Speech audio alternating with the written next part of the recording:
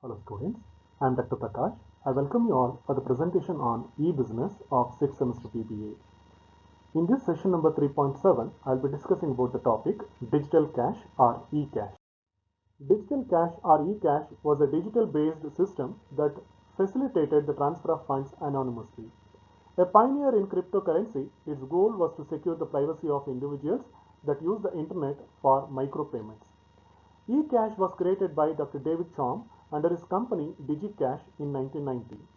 Though there was interest in the platform from large banks, eCash never took off and DigiCash filed for bankruptcy in 1998. DigiCash, along with its eCash patents, was eventually sold off. In 2018, Chaum launched a new startup focused on cryptography. The idea for eCash came from Dr. David Chaum in 1983. He was ahead of his time in thinking about privacy concerns in the age of the internet. And not only did he advocate for privacy, but he took it a few steps further in creating an anonymous based payment system for the digital age. This was even before the internet was available for public use. In 1990, Chaum created the company DigiCash to realize his idea for eCash.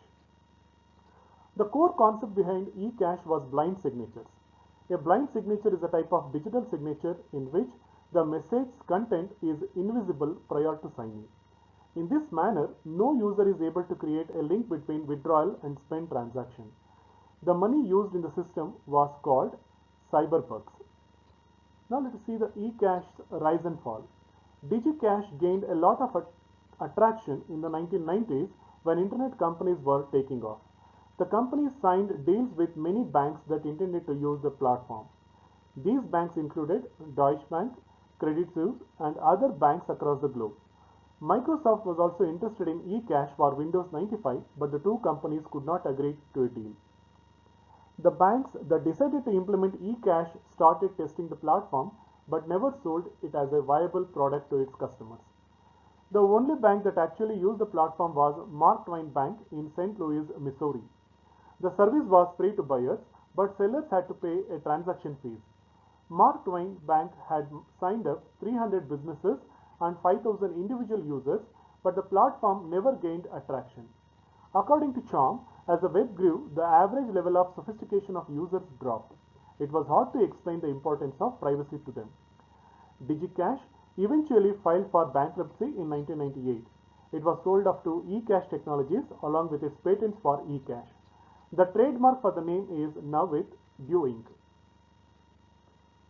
Now let us see eCash and online security. Despite the failure of DigiCash and with its eCash, online security is an ongoing issue in the digital realm to this day. Financial information stored on a computer or electronic device or the internet more generally is vulnerable to hackers. Cryptocurrencies such as Bitcoin are extremely popular and owe their foundations to eCash. In fact, many consider Chaum to be the father of digital currency. In 2018, Chaum launched a new startup called Elixir, whose purpose is to create a cryptography network focused on communication anonymity that is controlled by users to protect their information as opposed to the current setup where companies have detailed access to consumer information and use it for targeting ads to generate revenue.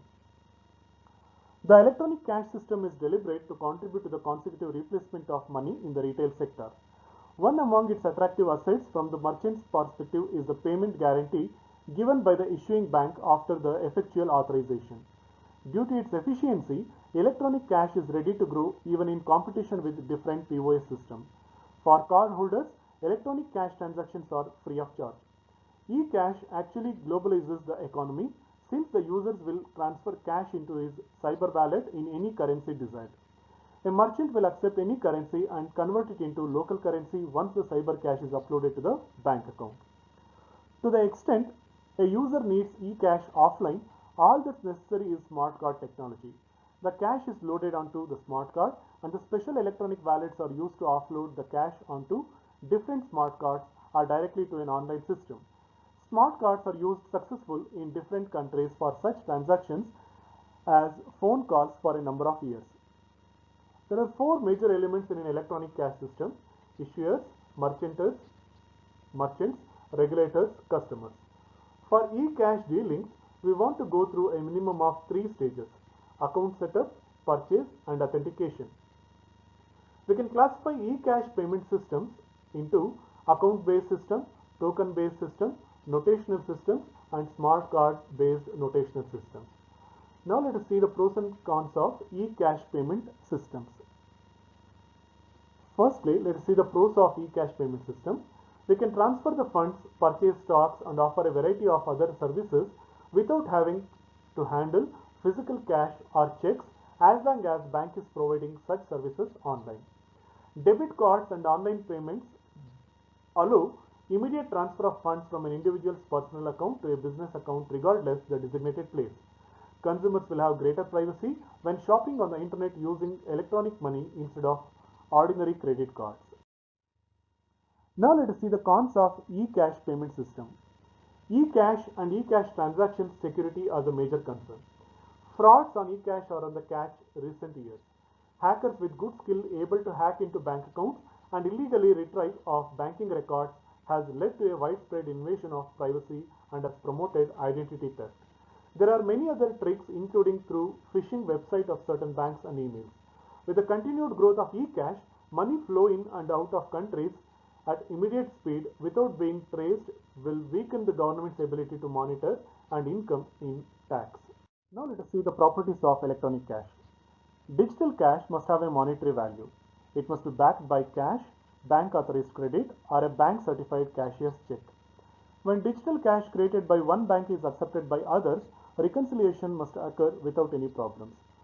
Digital cash must be interoperable or exchangeable as payment for other digital cash, paper cash, goods or services, lines of credit, deposits in banking accounts, bank notes or obligations, electronic benefits transfers, and the like. Digital cash must be storable and retrievable.